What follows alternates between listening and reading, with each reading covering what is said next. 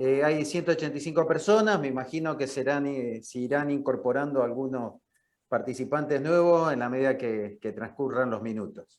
Si está de acuerdo, largamos. Bárbaro, vamos. Bueno, formalmente doy comienzo a esta capacitación. Los saludo a todos desde Capital Federal de Buenos Aires.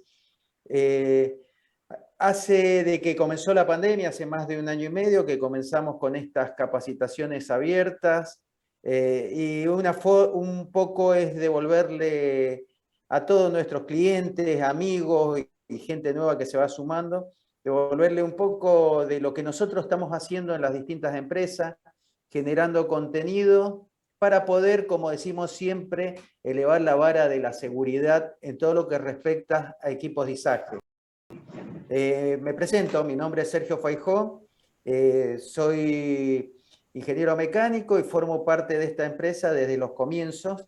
Y voy a hacer la presentación para que sepan quiénes somos, algo muy rápido para ya comenzar con el tema que nos gusta y que nos concierne esta tarde. Bueno, nosotros somos Worley. Worley es un organismo de inspección acreditado, y cuando uno dice acreditado, se está refiriendo a que hay un organismo superior que lo audita. En este caso, nosotros estamos acreditados por el Organismo Argentino de Acreditación como un organismo de inspección en equipos de izaje y maquinaria vial. Y este organismo tiene convenio de reciprocidad con otros organismos de todo el mundo, pero creímos conveniente conseguir la acreditación bajo el cuerpo de acreditación de ANAP, de ANSI, que es ANAP. Entonces estamos acreditados en la norma ISO 17020, tanto en ANAP como en el Organismo Argentino de Acreditación. La placa siguiente, Enzo. Les decía que estos organismos forman parte de un acuerdo de reconocimiento mutuo. ¿Y por qué uno se acredita? Para que un certificado emitido en Argentina tenga validez casi en todo el mundo, gracias a estos convenios o estos acuerdos de reconocimientos mutuos. Entonces, lo que se busca a través de la acreditación de esta norma, de la ISO 17020, es brindar confianza, calidad a nuestros clientes para que un certificado emitido en un lugar del mundo tenga reconocimiento casi en todos los países firmantes de este acuerdo. Acá en la región, en la placa siguiente, acá en la región prácticamente todos los países están adheridos a ILAC a través de este acuerdo de reciprocidad. Entonces, cualquier certificado emitido por un organismo de inspección acreditado tiene validez mundial. Bien, también nos dedicamos a la capacitación, la placa siguiente, a la capacitación de personas y estamos acreditados como organismo de certificación de personas, que esto es independiente de la placa siguiente, Enzo, es independiente de la capacitación. Nosotros realizamos la capacitación ya sea formación de operadores nuevos o la capacitación de operación segura en prácticamente todos los equipos en los cuales estamos acreditados, también en curso de supervisor de izaje, en curso de señalero y eslingadores, aparte de la capacitación segura en todos los equipos. La siguiente. Nos encontramos en nuestra casa central en Buenos Aires, en la Ciudad Autónoma de Buenos Aires, en Capital Federal, y tenemos, como nos gusta llamar, bases operativas en distintas partes del país, como ser, yo lo voy mostrando acá con el puntero, como ser Santa Fe, Salta, Mendoza, Neuquén, Bahía Blanca, Comodoro Rivadavia, la provincia de Chubut, y tenemos representación comercial en Uruguay y también estamos en Colombia. Esto es básicamente lo que es la empresa. No los quiero aburrir con la empresa y quiero presentar al expositor de esta tarde, que es el ingeniero mecánico Enzo Nicita. Enzo está certificado en NSL de Escocia como inspector de equipos de izaje. Así que él va a llevar adelante esta capacitación. Al final de la charla van a poder hacer preguntas. En la medida que surja, vayan haciendo las preguntas por el chat y a la medida que terminemos con la capacitación nos vamos a dedicar a contestar las preguntas. Así que bueno, los dejo con Enzo. Adelante, Enzo, todo tuyo. Bárbaro. Hola, ¿cómo le va? Buenas tardes a todos. Gracias, Sergio, por la introducción. Bueno, hoy vamos a ver un poco lo que decía la primer placa que vimos al principio y como estaba pactado. Vamos a hablar un poquitito de eslingas.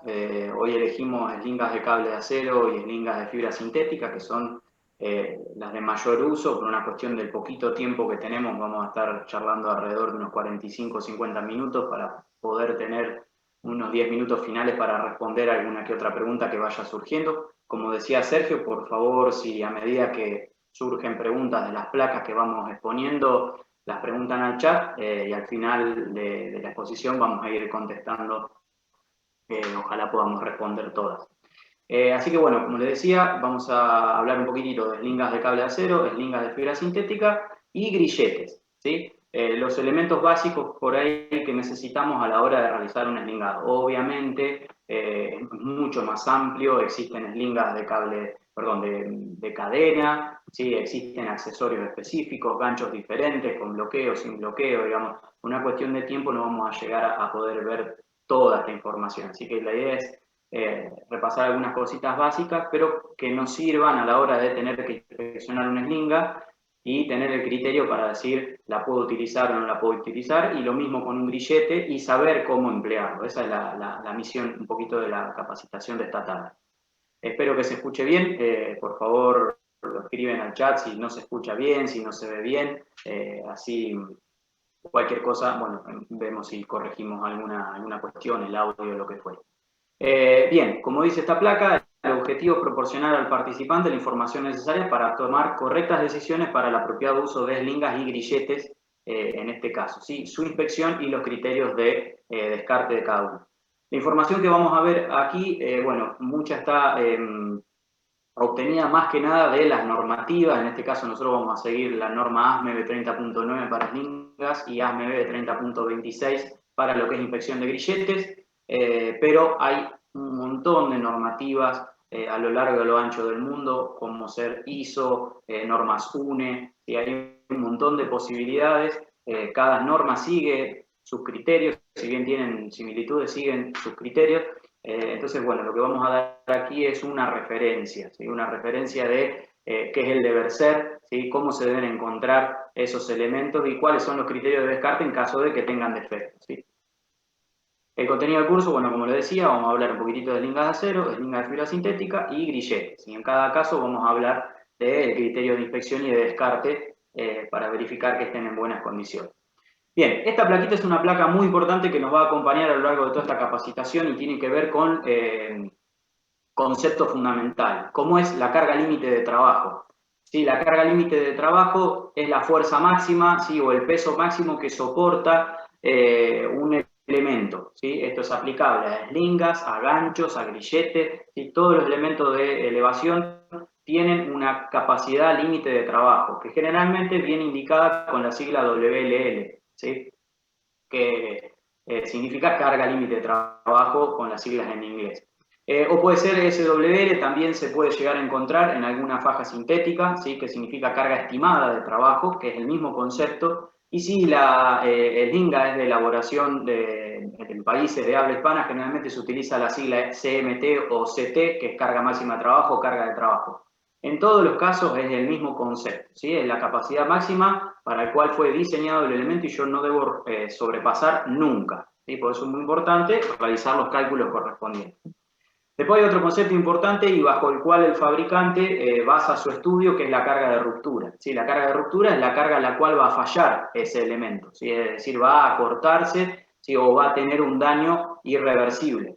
De ese valor de carga de ruptura, lo que hace la normativa para cada uno de los elementos es establecer un cierto margen, que es este famoso factor de seguridad que uno lo suele encontrar indicado, por ejemplo, en una etiqueta, ¿sí? Ese margen de seguridad es ese porcentaje, digamos, esa distancia que el fabricante se reserva respecto de esta carga de ruptura, ¿sí? Es para evitar que el elemento llegue en algún momento a colapsar o a romperse. Por eso es muy importante, y esto siempre lo recalcamos, nunca bajo ningún concepto sobrepasar la carga límite de trabajo de los elementos, ¿sí? Porque eso tiene un estudio atrás, ¿sí? Tiene un ensayo. Entonces, si el fabricante diseñó una eslinga para soportar 1500 kilos y eso es lo que a mí me permite el fabricante, ese es el límite, ¿sí? Esto es muy importante. Y después hay otro concepto que también es importante remarcar y son las cargas dinámicas, ¿sí? Que son las fuerzas que resultan de una repentina aplicación cuando yo estoy haciendo izaje, ¿sí? Entonces, por ejemplo, se trata de evitar y se trata de realizar izajes sin impactos o con, digamos, sin tirones, sin poner una carga brusca en servicio, es decir, levantar bruscamente una carga o levantar una carga que se encuentra atascada o se encuentra trabada, ¿sí? Entonces, en el momento que esa carga se libere, voy a tener una carga dinámica en todos los elementos que están realizando el izaje, ¿sí? Entonces, eso hay que evitarlo a toda costa, ¿sí? Siempre, como de lugar, hay que tratar de evitar lo que es cargas dinámicas, ¿sí? Porque podemos correr el riesgo de sobrepasar la carga límite de trabajo. Bien, empezamos un poquito con eslingas de cables de acero, la norma que vamos a seguir, la ASME 30.9, en esa norma tenemos todos los conceptos de eslingas, ¿sí? Tenemos un montón de eslingas como comentaba hoy, de cadena, todas las eslingas de fibra sintética que existen, las eslingas de cable de acero y otras eslingas particulares como son las eslingas tipo mesh. No vamos a ver todas, vamos a ver y centrarnos en eslingas de cable de acero y eslingas de fibra sintética. Bien, la forma de una eslinga de cable de acero, sí, básicamente va a tener un cuerpo, ¿sí? Y va a tener en ambos extremos ojales, ¿sí? Que esos ojales ahora vamos a ver que se pueden fabricar con distintos métodos que son los que permite o lo que normaliza la ASME 30.9, ¿sí? Perfecto, un concepto importante es la longitud del ojal.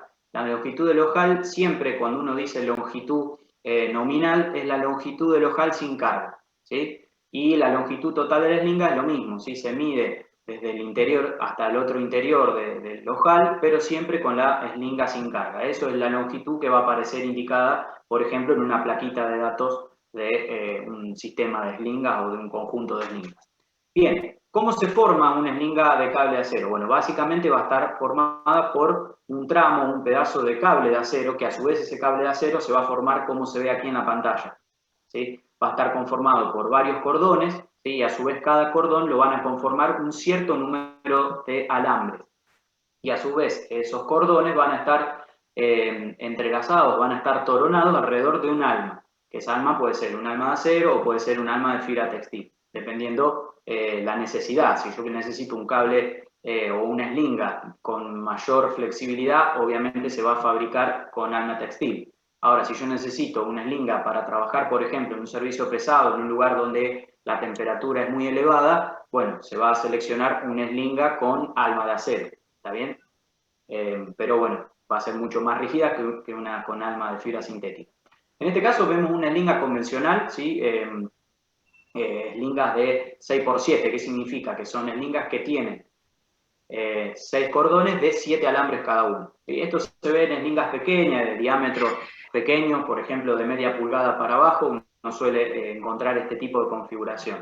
A medida que empezamos a aumentar el diámetro y por una cuestión de aumento de la capacidad, hay otros tipos de configuraciones y una muy posible, muy utilizada es la 6x19, es decir, 6 cordones de 19 alambres cada uno. ¿Sí? Y otra posibilidad son las 6x36, que son 6 cordones de 36 alambres cada uno, ¿sí? Esto lo que genera es mayor flexibilidad, porque al ser el alambre más pequeño, tienen mayor flexibilidad, pero a su vez también estos alambrecitos, al tener distintos diámetros, ocupan espacios. Si ustedes ven la porción del cordón, van a ver que está ocupando casi todo el espacio del cordón, no quedan espacios libres. Entonces, tiene un poco, digamos, un poquito de mayor capacidad que una eslinga de 6 por 7, ¿sí? Si uno compara con los diámetros. Así que bueno, es un poquitito lo que es la formación del slinga y cómo es su construcción. Aquí están los distintos tipos de formación de ojal, ¿sí? Que define la norma. La norma define HT como los ojales que son fabricados a mano, ¿sí? Son esos ojales que lo que se hace es entrelazar parte de esos cordones por dentro del mismo cuerpo del slinga, ¿sí? Esto se utiliza mucho en lo que es ambiente marítimo, ¿sí? Y es un tipo de formación que se utilizaba mucho hace muchos años, hoy en día prácticamente ya está en desuso, pero no quiere decir que la norma no lo acepte. Siempre que haya un fabricante que fabrique, que se haga responsable por esa fabricación, coloque una placa con todos los datos correspondientes, es un método aceptado por la normativa, ¿sí? Después tenemos las tipo S, ¿sí?